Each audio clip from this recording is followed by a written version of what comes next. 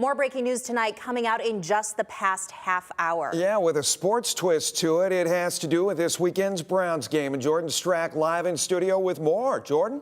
Yeah, this is something that we've been watching for about a week now. The heavy snow forecasted in western New York has caused the NFL to move Sunday's Browns versus Bills game up to Ford Field in Detroit. I'm going to let Chris get into the specifics about the snow, but it was a big enough threat for the league to make the decision to move the game. This isn't the first time this has happened to the Bills, actually. It happened in 2014 as well, and they moved the game to Ford Field that year as well.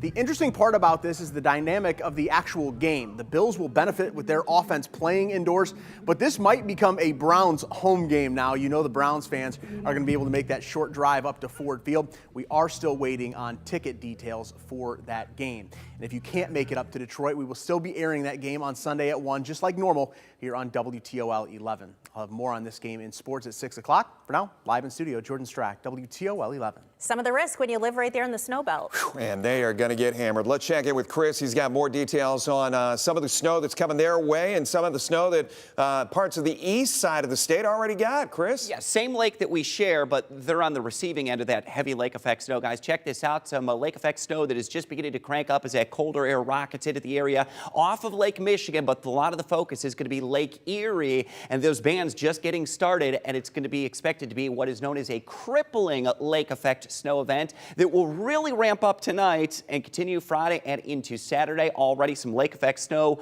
warnings from Ashtabula County all the way up I-90 toward Buffalo, New York. And we'll get to the specifics of this, but brand new forecast just out showing up to 5 feet of snow that will fall over the next 48 to 72 hours. We've got our hour-by-hour forecast honed in on this one. By tomorrow morning, 2 feet of snow out there toward Bills Stadium, and it will continue to crank through Friday and potentially approaching over 50 inches of snow by the time I get into Saturday morning. Some more snow into the upcoming weekend, and add to that winds of 30 to 35 miles per hour. Pretty easy call for them to move that game. More on our local weather and what to expect for the cold weekend coming up.